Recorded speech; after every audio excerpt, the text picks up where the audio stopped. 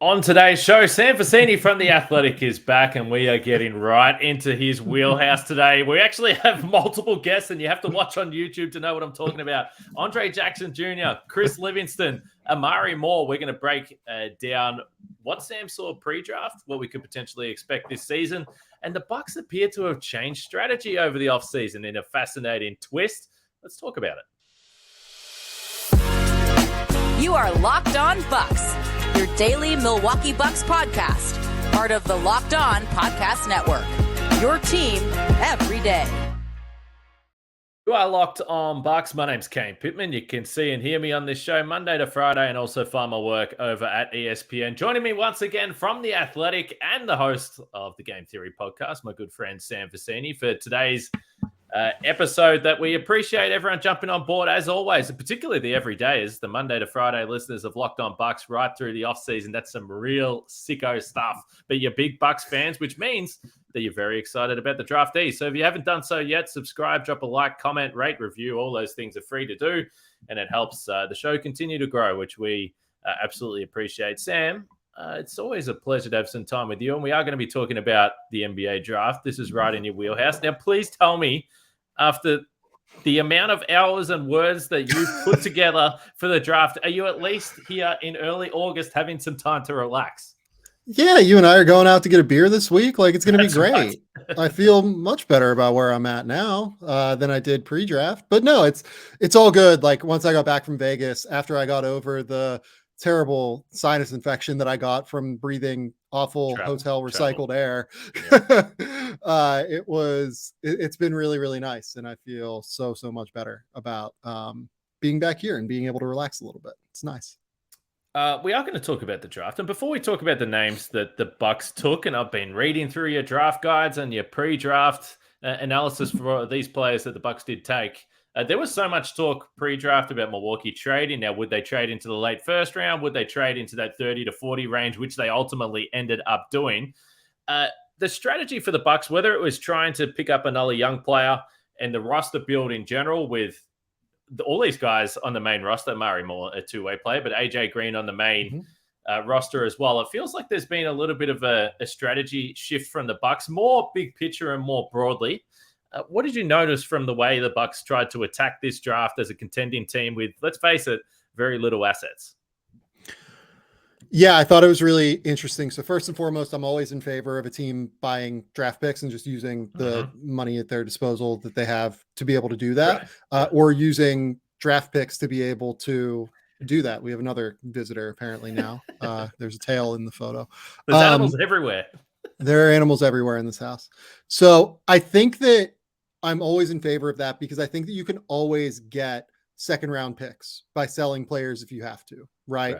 You can do, for instance, what the Clippers just did, getting, you can move a second round pick to be able to get like Balsa Koprivica to get the draft rights, right? Like, there are always ways to like get, touch rights. And this is something Milwaukee really has to consider moving forward, because they're going to be hamstrung by the second apron, obviously. So if they're going to move into that echelon, and if they're going to stay in that echelon, they need to understand what the tools they have at their disposal are, right? And from a player selection standpoint, what I found so fascinating was taking a player in Andre Jackson, who I absolutely adore, like truly was maybe my favorite player in college basketball all of last season. I love everything that Andre Jackson stands for and who he is as a player. He is kind of the antithesis of a Mike Budenholzer kind of player, where Budenholzer absolutely loved guys that could really shoot the ball. And if you couldn't shoot around Giannis, it was really hard to stay on the court. Andre Jackson can't shoot. He can do literally every single other thing on the basketball court, and he can do it at a really high level. He can't shoot. And his selection at number 36 and what it says about where Milwaukee is going, I think is intriguing. Maybe we are overthinking it on some level, but the fact that in the last two drafts, with their two most important selections they've made, they've taken these guys that are really good at a lot of different things. Marjon Beauchamp, as we talked about yesterday, really good athlete, plays with an incredible motor, great aggression, constantly crashing around, potential to be a really, really good defender. Can't shoot really, not consistently at least. MarJon's a much better shooter than where Andre is right now, like much better. So I think Andre is ahead of MarJon in a few other places. But it's interesting to me that we're now at the point where the Bucks are just drafting guys that the biggest thing that got you on the court with Mike Budenholzer shooting, they're valuing other players and other skill sets when they acquire them at this point. So I took some notes from various stories that you'd written pre-draft and post-draft. Overall, you gave the Bucks a B-, which I think, considering where they were selecting, feels pretty decent. But for Andre Jackson in particular, you've got top 5% athlete in the NBA, and not just the rookie class, in the NBA. In the NBA, yes. Elite feel. Defense, obviously, is something we've noted on this show a little bit. And then when you talk about the offense stuff, and we saw a little bit of this in Summer League, and I don't think it was a great situation for this Summer League team because, as you pointed to, the guys that they drafted can't really shoot. Beauchamp is a speculative shooter at this point in time. So at times, they had literally 4 guys on the floor that can't shoot, which is going to make offense a little bit difficult. But I think the thing that's fascinating from the outside without watching a lot of Andre Jackson and the other guys in college is that sometimes these second-round picks, you might be going for a super high upside, whether it is a scorer, whether it is a shooter. He appears, certainly from the box score and some of the stuff you read, that he was a high caliber role player in the college game as well, which is an interesting approach for a number of these guys that the Bucks seem to have a similar skill set. The stats don't jump off the page. That's absolutely right. Andre Jackson is one of those players where you have to watch the game and you have to watch full games to get just how good this guy is. Like the processing, the feel for the game, the way he adjusted throughout the course of the year. There were times early in the season, especially where Connecticut played him at point guard, right? Like he was the guy bringing the ball up the court. He was the guy making decisions. Then teams adjusted to that and they started to just go way under all of his ball screens. They were just like, yeah, we're just not going to guard you. We don't care. We're going to double the big. You know, if you want to shoot, by all means, go for it. We don't think you have enough shake with the ball. We don't think you can like create at a high enough level to be able to hurt us. So what did Andre Jackson in Connecticut do? They adjusted. They completely changed their scheme on the fly to where Andre essentially became like this off-ball cutter and playmaker and like Draymond Green style, like almost like havoc inducer who just thinks and processes the game so fast that his ability to cut and make decisions with and without the ball was just so incredible. Like seriously, you go and you watch like the Arkansas game, you go and watch from the NCAA tournament, you go and watch any of Connecticut's like NCAA tournament games. You will come away just being like, this is maybe not their best player, but maybe their most important player on the court every single time. It's like he has the most important thing for me for guys that are non-shooters. This is just going to be like an Andre Jackson love fest for like 10 minutes on this podcast because I adore everything about him, except for the shooting. You have to have this incredible level of spatial awareness in terms of like where your shooters are, where your post players are, where your best players on the court are, how they are interacting like at the top with ball screens, right? How you can backdoor cut, how you can 45 cut to create angles for cuts for yourself, for teammates, how you can cut to open up situations where you know you're forcing the backside help defender to actually come to you because you've beaten your player, and that's going to open up a cut for somebody else on your team. Andre Jackson has a better understanding of that stuff than I think anybody else had in this draft. He is staggeringly intelligent in the way that he plays basketball. Connecticut would use him as a screener and short roll guy. They would use him as a 45 cutter. They'd use him as a baseline cutter. They'd use him in the dunker spot. Like, and this was a team that had great shooting. Like they had Jordan Hawkins, obviously. Tristan Newton could knock down shots. Joey Calcaterra could knock down shots. You know, they had Alex Caravan could certainly knock down shots. But they often, basically every single minute on the court was played with a non-spacing big, maybe is the way to put it. Adama Sanogo can shoot threes occasionally, but teams let him shoot threes. Like they're like, okay, if you're going to settle for that, we're good with it. Andre understood how to play within the construct of having a big that was the primary central force of whatever Connecticut's offense was at that specific time, and how to space around that person and to make it work. And I think that's probably where Milwaukee got particularly interested, because obviously they have Giannis, who is this massive central force, who isn't a spacer. I would imagine that Andre being able to really move and play without the ball and understand how to space the court without being able to shoot necessarily was really, really valuable to them. And as we've seen historically, even though the Bucks have had a whole bunch of shooters, it hasn't necessarily worked out in the postseason. So maybe having a guy that can understand the offense in different ways is going to be a point of difference for this Bucks team. I've got one more question on Andre Jackson Jr. coming up, and then we'll get to Chris Livingston and Amari Moore. But first, our podcast today is sponsored by Ibotta. And if you're me, I am not someone that enjoys shopping. So the idea of Ibotta giving me cash back after I shop is a glorious idea. And it is summer right now, and a new season means new clothes. But your closet shouldn't be the only thing growing when you make these purchases. So now you can also watch your cash back grow with each purchase using Ibotta. The average Ibotta user earns $120 a year. That could be the cost of an entire shopping trip, or you could use your cash back to put money towards a flight you've been eyeing, a game you're dying to go to, or maybe just a fancy dinner, which is something that I can get around big time. So make sure you check out Ibotta right now. They are giving our listeners $5 just for trying Ibotta by using the code LOCKED when you register. Go to the App Store or Google Play Store and download the free Ibotta app and use the code LOCKED. That's IBOTTA in the Google Play or App Store and use the code LOCKED.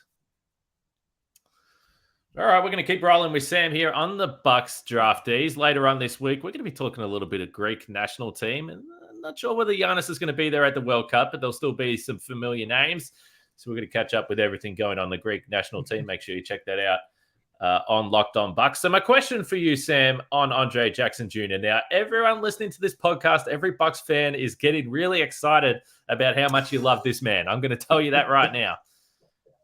But you and I believe it was your big board, but correct me, had him at 29 before the draft. We heard through the draft that there was some health concerns. So my question, and I know you work the phones and you understand which teams are around there. Let me just ask you this, because I know that I don't know how deep into this you can or want to go to. How high do you think he could have gone in the draft?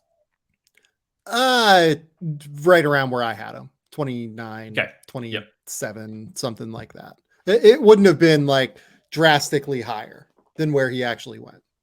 Gotcha. That's because I think, and it was the case also with Amari Moore, who we're going to discuss. But when I'm reading someone who watches as much of these guys as you do, and it looks like you get a bit of value in the draft picks, I think the fans get a little bit excited there. Chris Livingston was interesting. Again, not a player that the stats jump off the page. And then there was the unique situation about, did he have a promise from the Bucks? And then he had a promise in the last pick of the draft, and he's coming in. And why would he do that? What can you tell us about Chris Livingston? I will say I am always quite skeptical of promises when it comes to that stuff. I'm not going to sit here and tell you for sure that Chris Livingston did not have a promise. Maybe he did. It's possible. But throughout the process, I know that when he shut it down, the speculation was, does he have a promise in the top 45? Right. And then he falls to 58. Right. Yep. So that says a decent amount to me. Maybe, the Bucks did give some sort of assurance that, if he's there at 58, we will take him. It's always possible, I think. But I'm not going to sit here and say that I know for sure on that. I don't love the player, frankly. I think that there were a number of different ways the Bucks could go. Do we know what their plans are for him yet? Like, they're planning on rostering him, I assume, because of how he's rostered. Yeah. Right. Yeah. Yeah. I mean, like, if you're going to roster somebody, that's not what I would have done, but I get it on some level. He's an intriguing athlete. right now. And that's really all it is. Like, he's 6'6". He is powerful physically. Player that, coming up was really, really highly regarded, when he was 15, 16 years old, in large part kind of because he matured quicker physically than everybody else did, it felt like. And then the skill level hasn't quite come along yet for the ride. Struggles to be impactful, I would say, on the court is my biggest concern right now. Struggles to find a way to positively impact the game in a way where you feel his presence out there, right? There were too many moments at Kentucky this year where it felt like he was just kind of there. Or there were too many moments where it didn't feel like he was there at all on the court. And that's going to be the biggest thing that he has to work through. I would imagine he's going to spend most of the year with the Herd. That would make the most sense to me at the very least. And that they'll just have his contract on the books because it's cheaper to have his contract on the books than a full-scale veteran. But they signed him, for instance, I think to a 2-year deal, right? And I don't think he'll be ready to play in 2 years, I guess is what I would say. Yeah, that's basically what I gathered from some of the stuff. And we heard the early maturity stuff, and then maybe the athletes or the size of the opponents caught up with him a little bit there. Yeah, but he seems on the outer a little bit. Yeah. Yeah, I don't think it's like maturity. Like, I don't think he's like a bad kid or anything. Physical maturity, yeah. Yeah, like physical. Yeah. Like, I mean, in terms of like mental maturity, like I've not gotten that impression at all that it's anything with that. It's there is a bit of like, he matured physically, I think, quicker than everybody did. And then now the skill level has to come along. He's still like a very real NBA level wing athlete from an explosiveness and leaping standpoint. He needs to work a little bit on lateral quickness. I think he has it in him, but I think that like he still hasn't quite figured it out yet. There are tools there, but that he needs to work through them in a real substantial way. And he's someone that I think really needs to do it in a low stakes environment early on, so that he can work through mistakes. And that's why I think the Herd makes a lot of sense for him, like playing in the G League as opposed to playing in the NBA. I'd be stunned if he got real NBA minutes at any point this year. Yeah, and I think, again, we've discussed it a little bit, but the positional stuff and the players and the depth around those, it really does seem a little bit more challenging for him than a Beauchamp or even Andre Jackson at this point. One player I don't know much about at all, though, but I'm kind of excited to hear you talk about, again, because if you go through and you had the tiers, and you had Amari Moore as a priority two-way, and you had him significantly higher than Chris Livingston. So what's the story with Amari Moore? Because, again, at Summer League, he was basically invisible. Not only did he not, he just didn't play much. He wasn't even on the floor. Yeah, I don't know what was going on there. I don't have a real story on that or anything. Yep. So Amari is like the epitome of a late bloomer, right? So he went to Pasadena High School and averaged like 7 points and 5 rebounds a game. He had no offers from colleges, period. Like, didn't even have like a JUCO offer, didn't have an NAIA offer. No offers, point blank. Decided to do a post-grad year at Middlebrooks Academy in Los Angeles and blew up. Like, he averaged 20 points and 6 assists. He was really interesting. San Jose State calls when I believe Jean Prilo is still the coach there. And he was like, yes, like, I will, this is Division I offer. Absolutely. Let's do it. He started 20 games as a freshman, started every game as a sophomore. Eventually the coach that brought him in got fired. Moore decided to stick it out as Tim Miles got that job. And he was the biggest piece for what is arguably, in my opinion, the biggest turnaround in college basketball I have seen in the last few years at the very least. Over the course of Omari's first 3 years in college, I think they won like 18 games or something. In the last year he was there, they won 21. I know that the stat is that they won more games in his final year than they did in all of his first 3 years combined. And he won Mountain West Player of the Year and was the big reason why. He is more of like a 6'5" point than he is like a 6'5" wing right now. He's actually best as like a pull-up shooter as opposed to like a catch and shoot 3-point guy. If you look at the 112 players to take at least 150 pull-up jumpers this past season, Moore had the 25th best efficiency on those shots, hitting 35% of them on, if you watch those San Jose State games, a wild shot diet, like truly crazy. He made the 11th most pull-up threes in the country this year. Like he was tied with Adam Flagler and Marcus Sasser, guys who are known as pull-up shooters, right? Good driver, pretty good passer in terms of reading the defense in pick and roll situations. He just doesn't have a lot of ability to play off the ball yet. And that's what he needs to develop. I think that's either he needs to be a like backup point guard at 6'5" who can run the show a little bit, or he needs to improve the ability to play without the ball. But he's 6'5". He can handle the ball. He can shoot off the dribble. There's kind of a lot there. And I think he just needs some time again to kind of work through some mistakes as he transitions to pro basketball in the way that he got at San Jose State. Like he was the guy that I was like, if I was the Miami Heat and I was looking for one of these undrafted, potential star players that they could develop out of nothing, like he was one of them. I was like, Amari Moore is like one of the guys I would bet on. So as you go through these tiers, and you can make this specific to Amari Moore, you can talk more broadly. It probably works either way. But when you're going through these tiers and you have a priority two-way, what is it that you see? And it's obviously it's going to be different with different prospects. But to me, I read that and I make the judgment that, okay, well, Sam's seeing something in Amari Moore that tells him or gives him some belief that in 2 years he's going to be able to tap into some of those things that you've just spoken about. Yeah, it's 6'5" dribble pass shoot with good length and like solid athleticism, right?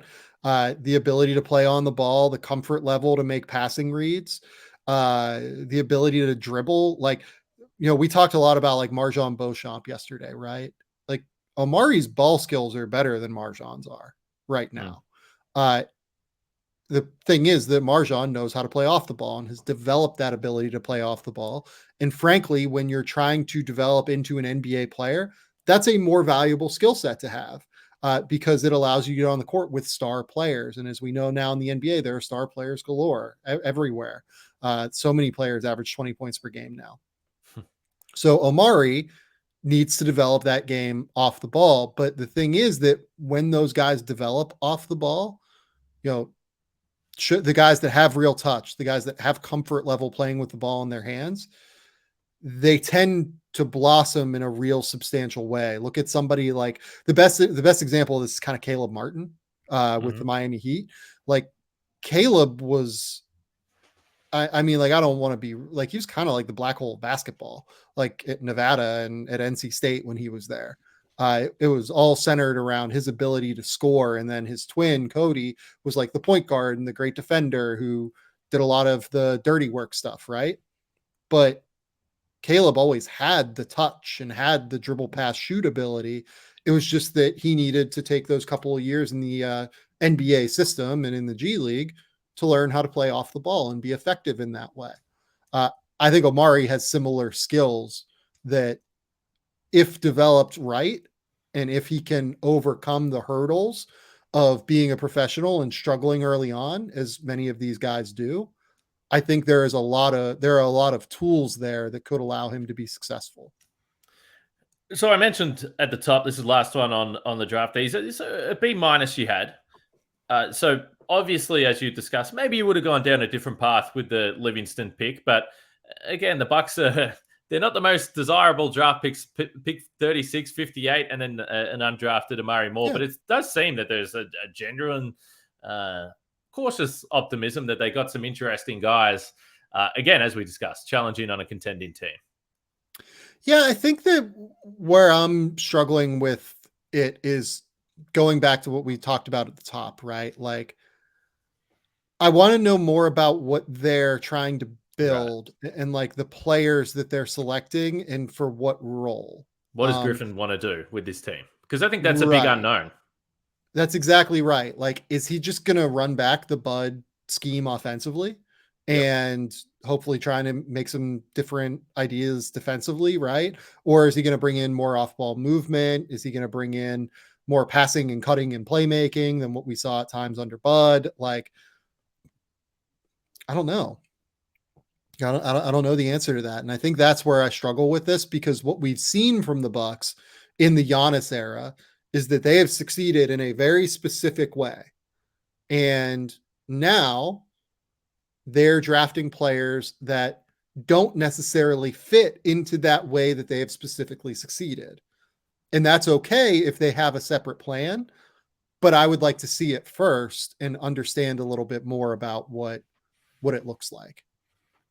All right, for the listeners, let us know what you think. We've been talking about these draftees quite a bit over the last few weeks, but as I said, we get some expert opinion in here with Sam Vecenie. And Sam, I should have asked you this after yesterday's podcast, but sometimes I'm a bit rude as a host, so let us know what's happening with the Game Theory podcast. And by the way, you already told me you've got a 2024 mock draft coming out soon at The Athletic, which is just unbelievable. I do. No, you plugged the show at the top. It's all good. You told them where to go. We're all clear. Right. Efficiency. What's going on the Game Theory podcast? You roll through the off season, obviously. Yeah, spins. We did a thing where Adam took over the show, on Monday, and got a chance to ask me questions, and I had no idea what was coming. And he probably made me look stupid in some ways while I was trying to think through some of these answers, and it was great. It was super fun. I love it. All right, make sure you check out that on the Game Theory podcast. I've been on there before. I like to hang out with Sam. You'll be on again soon. So I will. There's no doubt about that. So we appreciate the time with Sam Vecenie. As I said, Sam_Vecenie on Twitter. Check out his work at The Athletic if you haven't already, because you also have to support our friend Eric Name, who's providing the best Bucks coverage in the business as well at The Athletic there. Sam, you're a star. We appreciate your time. And it is fun to get a little bit of insight on these Bucks draftees. We'll speak to you very soon, my friend. Yeah, just don't give Eric too many compliments.